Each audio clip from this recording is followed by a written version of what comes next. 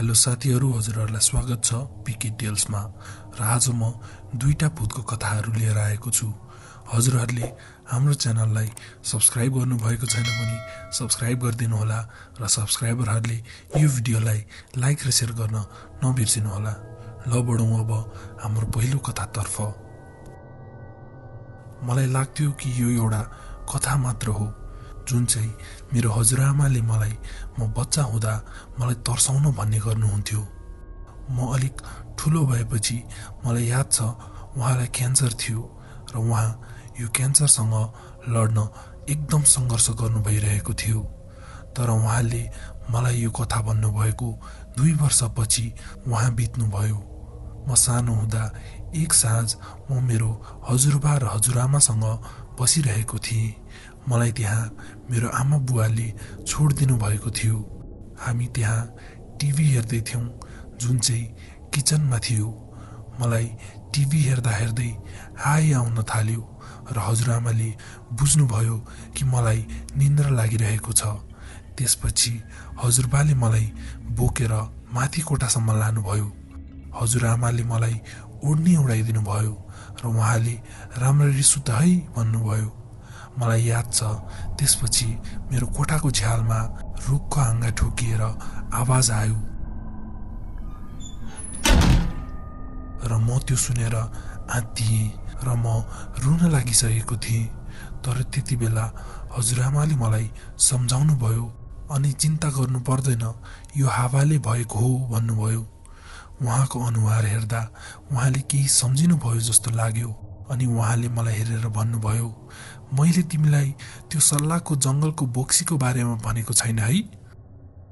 म त्यो सुन्ने बित्तिकै डराएँ र मेरो हजुरआमाले म डराएको देखेर मलाई शान्त बनाउन खोज्नुभयो र भन्नुभयो, यो एउटा कथा मात्र हो र यो एउटा मजाको कथा छ।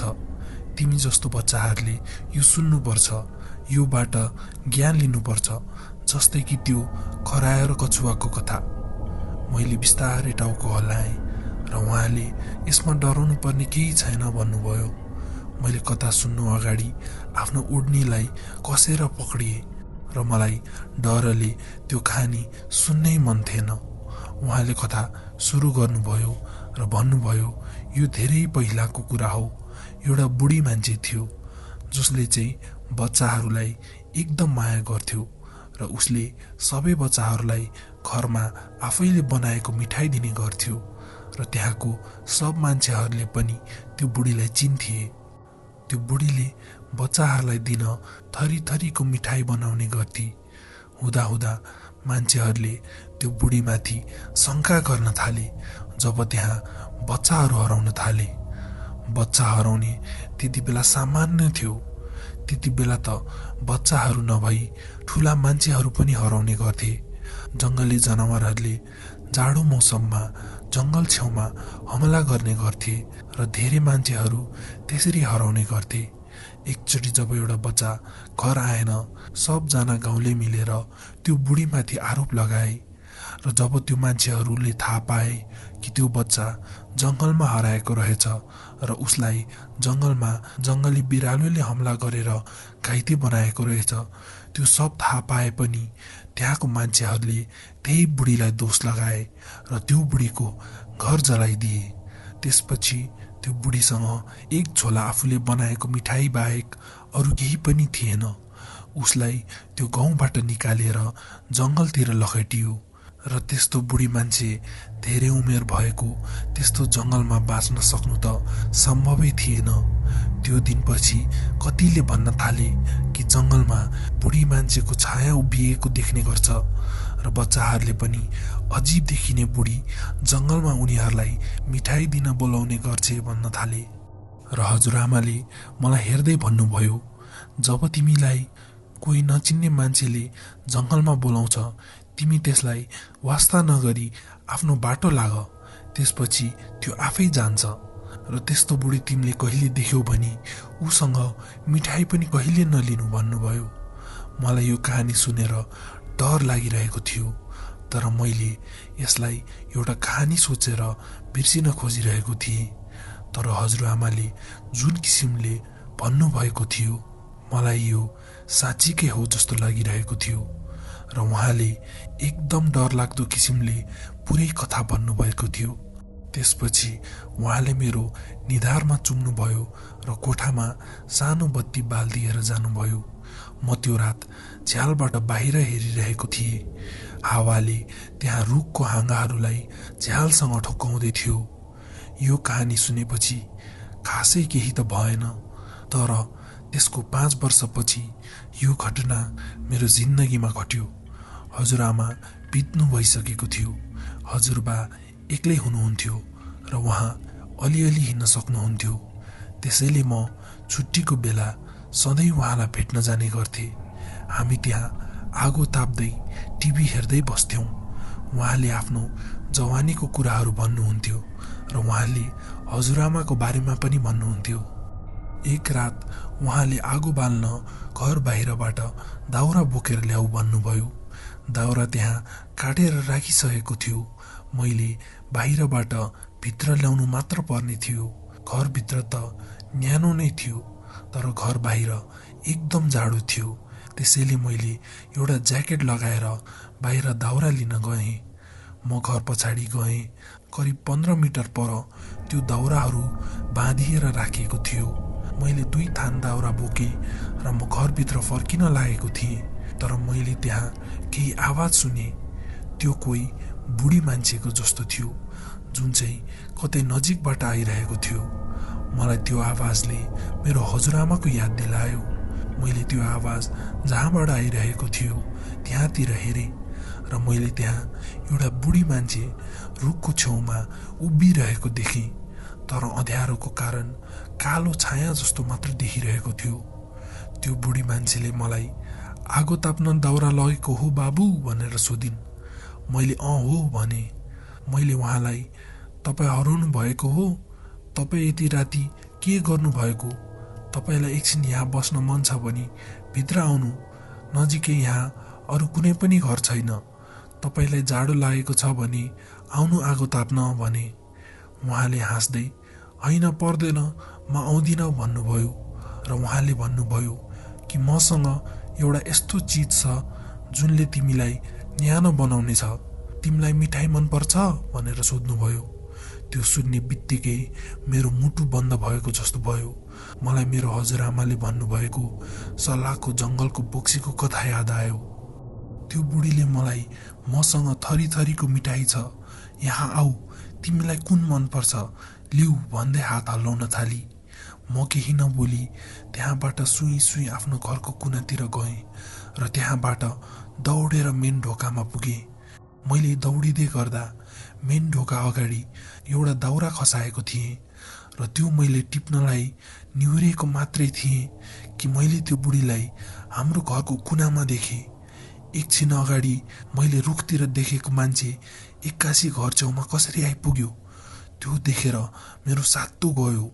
घरको कुनामा बत्ती थिएन, त्यसैले मैले राम्ररी त्यो बुढीको अनुहार हेर्न पाएको थिएन र उसको छाया मात्र देखिरहेको थियो। उसले भन्यो कि तिमी किन भागेको? मैले त तिमीलाई मिठाई मात्र दिन खोजेको हो। उसले यति मात्रै भन्दै थिए कि उसको छाया ठुलो भएर घरको छानासम्म पुग्यो। म डरले घरभित्र छिर्न खोजेँ र आत्तिएर मेरो हात एकदम कापिरहेको थियो। मैले घरको ढोका खोल्नै सकिरहेको थिएन। बल्ल बल्ल मैले ढोका खोलेँ र भित्र गएर भुइँमा थचक्क बसेँ। मेरो हजुरबुवाले मलाई यो सब हुँदा झ्यालबाट हेरिराख्नु भएको थियो। त्यसैले म भित्र छिर्ने बित्तिकै ढोका बन्द गरिदिनु भयो र मैले केही बोल्नु अगाडि नै भनेर मलाई चुप लगाइदिनु भयो र मलाई किचनमा आऊ भन्नुभयो। हामी त्यहाँ उज्यालो बत्तीमा केही नबोली चुपचाप 1 घन्टासम्म बस्यौँ। त्यसपछि उहाँले भन्नुभयो कि तिमीले तिम्रो हजुरआमाले भनेको कुरा मान्यौ, त्यो बोक्सी भएको ठाउँमा गएनौ, त्यसैले तिमी बाँच्यौ। यो कुरा सधैँ याद राख्नु। म त्यहाँ जिल्ल परिरहेको थिएँ, त्यसैले मैले केही पनि बोल्न सकिनँ। हामी त्यहाँ बसिरहेका थियौँ र जब हजुरबुवालाई लाग्यो कि अब सब ठिक छ, त्यसपछि उहाँले सुत्न जाऊ भन्नुभयो। म आफ्नो कोठामा गएँ, त्यहाँ कोठाको पर्दा लगाएँ र टिभी हेर्न थालेँ र मैले सोचेँ कि कुनै कथा मात्र नभई त्यसले चेतावनी पनि दिँदो रहेछ। मैले त्यो बोक्सीको कथा हजुरआमाबाट नसुनेको भए मैले त्यो बोक्सीलाई चिन्दिन थिएँ होला र म त्यहाँ जान्थेँ होला। त्यसपछि म आज जिउँदो हुँदैन थिएँ होला। यही थियो साथीहरू हाम्रो पहिलो कथा। अब बढौँ हाम्रो दोस्रो कथातर्फ। यो घटना मसँग तब घटेको थियो जब म एक रात गाउँको एकान्त बाटोबाट घर फर्किँदै थिएँ। त्यति बेला म आफ्नो गाउँ गएको थिएँ र मेरो त्यहाँ दुईजना एकदम मिल्ने साथीहरू थिए। एक रात हामीले गाउँ घुम्ने र त्यहाँ एउटा चिहानतिर जाने विचार गर्यौं, जुन चाहिँ खोला छेउमा थियो। हामी त्यहाँ भूत खोज्न जाने भनेर जान लागेका थियौं। त्यो चिहानको एउटा भागमा 100 वर्षभन्दा पहिले गाडिएको मान्छेहरूको चिहान पनि थिए। त्यसैले हामीले त्यहाँ जाने सोच बनायौं र त्यो गाउँभरि हल्ला छ कि यो ठाउँमा बोक्सी बस्ने गर्छ। त्यसैले हाम्रो गाउँभरि यो ठाउँको छुट्टै डर छ। म पहिला पनि धेरै चिहानहरू गएको छु जुन चाहिँ एकदम शान्त थिए, तर यो चिहानको कुरै फरक थियो किनकि यहाँ बोक्सी बस्छ भन्ने धेरै हल्ला सुनिएको थियो। मैले त्यहाँ मेरो दुईजना साथी महेश र जीवनसँग जाने विचार गरेको थिएँ। हामी त्यति बेला 20-21 वर्षका थियौं। हामी त्यो रात जीवनको मामा घरमा भेला भयौं किनकि त्यहाँबाट त्यो चिहान जानलाई आधा घण्टा मात्र लाग्थ्यो। त्यति बेला जाडोको मौसम थियो र हामी जीवनको मामा घरदेखि त्यो चिहानसम्म महेशको गाडीमा गएका थियौं। हामी त्यहाँ पुग्यौं र हामीले त्यो पुरानो भागतिर नि गयौं जहाँ एकदम पुरानो चिहानहरू थिए। त्यो ठाउँ जान एउटा सानो ढुङ्गाले छापिएको बाटो थियो र छेउमा पुरै घाँसले ढाकिएको थियो र यहाँ पुरानो सिमेन्टले बनेका भर्याङहरू थिए जुनले चाहिँ हामीलाई यो ठाउँको अगाडिको भागमा पुर्याउँथ्यो र यहाँ ठूला ठूला सिमेन्टको भित्ताहरू बनाइएका थिए। म यहाँ पहिलो पटक आएको थिएँ र जब मैले त्यो सिमेन्टको भर्याङमा हिँड्न थालेँ मलाई भित्रबाट नै अर्कै महसुस भइरहेको थियो। मलाई डर लाग्न थालिसकेको थियो। त्यो ठाउँमा कोही छ जस्तो लागिरहेको थियो र त्यो अँध्यारोमा कसैले लुकेर हामीलाई हेरिरहेको छ जस्तो लागिरहेको थियो र त्यहाँ हावा पनि बाक्लो महसुस भइरहेको थियो। मेरा दुईजना साथी र म त्यहाँ यताउता हेर्न थाल्यौं। हामीसँग क्यामेरा पनि थियो र हामीले केही भुतिया घटनाहरू देख्यौं भनी हामीले त्यो क्यामेरामा कैद गर्ने सोचेका थियौं। हामीले त्यहाँ हाम्रो फोटोहरू खिच्यौं र हामी त्यहाँ लगभग 45 मिनटसम्म बस्यौं होला। त्यो ठाउँ हेर्दा एकदमै भयानक थियो, तर हामीसँग त्यहाँ त्यस्तो केही घटना घटेन। हामी महेशको गाडीमा त्यहाँबाट फर्क्यौं र जीवनको मामा घरमा एकछिन बसेर कुरा गर्यौं, फोटोहरू हेर्यौं र आफ्नो आफ्नो मोटरसाइकलमा आफ्नो घरतिर गयौं जुन चाहिँ हामीले जीवनको मामा घरमा अघि छोडेका थियौं।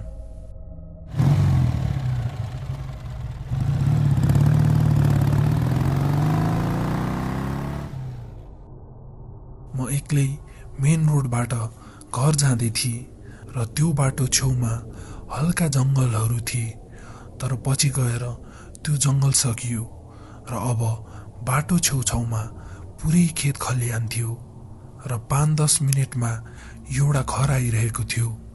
रोड पुरै सिधा थियो, त्यहाँ कुनै दायाँ बायाँ मोड लिनुपर्ने थिएन। तर अब त्यो रात मेरो लागि एकदम खतरनाक हुनेवाला थियो। त्यो रात न त पानी परेको थियो न त बाटोमा कुनै कुहिरो नै लागिरहेको थियो। म बिस्तारै आनन्दले मोटरसाइकल खेत छेउको बाटोमा चलाउँदै गइरहेको थिएँ। जाँदा जाँदै करिब 100 मिटर अगाडि मैले रोडको बिचमा केही देखेँ जुन चाहिँ कुहिरो जस्तो थियो। तर मलाई थाहा थियो त्यो कुहिरो होइन, किनकि त्यो मान्छे जस्तो आकारमा थियो। त्यो कुहिरो हो कि वा कुनै आत्मा, त्यसको कुनै निश्चित रूप थिएन।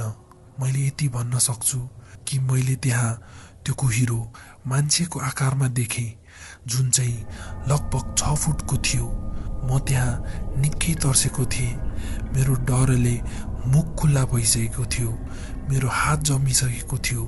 त्यसैले मैले ब्रेक लगाउन भ्याएन र म त्यो आत्माको बीचबाट छिरेँ। र त्यसको 2 सेकेन्डपछि मेरो मोटरसाइकलको हेडलाइट बन्द भयो। त्यो हुने बित्तिकै मेरो जिउ सिरिङ्ग भयो र हातको सबै रौँहरू ठडिन थाल्यो। मेरो मोटरसाइकलको हेडलाइट 10-15 सेकेन्डको लागि मात्र गएको थियो, तर मलाई त्यो समय 2-4 घण्टा जस्तो लागेको थियो। बत्ती झिपझिप गर्दै फेरि बल्यो र त्यहाँ त्यो कुहिरोमा कसैले बत्तीको पावर खाइदिएको जस्तो भयो। मलाई एकदम डर लाग्यो र त्यसको 10 मिनेटपछि मैले मोटरसाइकल रोकेँ र मेरो साथी जीवन र महेशलाई फोन गरेर सबै कुरा भनिदिए।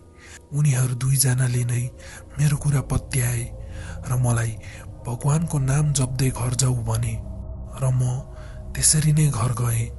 त्यो घटनापछि मेरो स्वास्थ्य एकदम खराब भयो र मलाई ज्वरो आउन थाल्यो।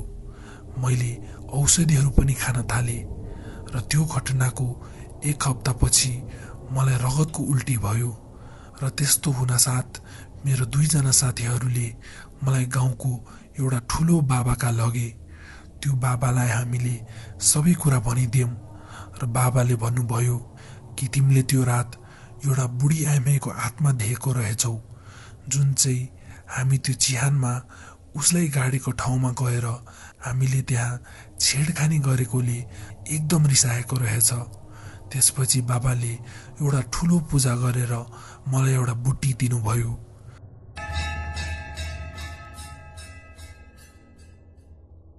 त्यसपछि बिस्तारै मेरो स्वास्थ्यमा सुधार आयो र म ठिक भएँ। म कहिले पनि भूत प्रेतलाई मान्दिन थिएँ, त्यसैले मलाई भूत हेर्न मन लाग्थ्यो र म भूतको प्रमाण खोज्दै हिँड्ने गर्थेँ।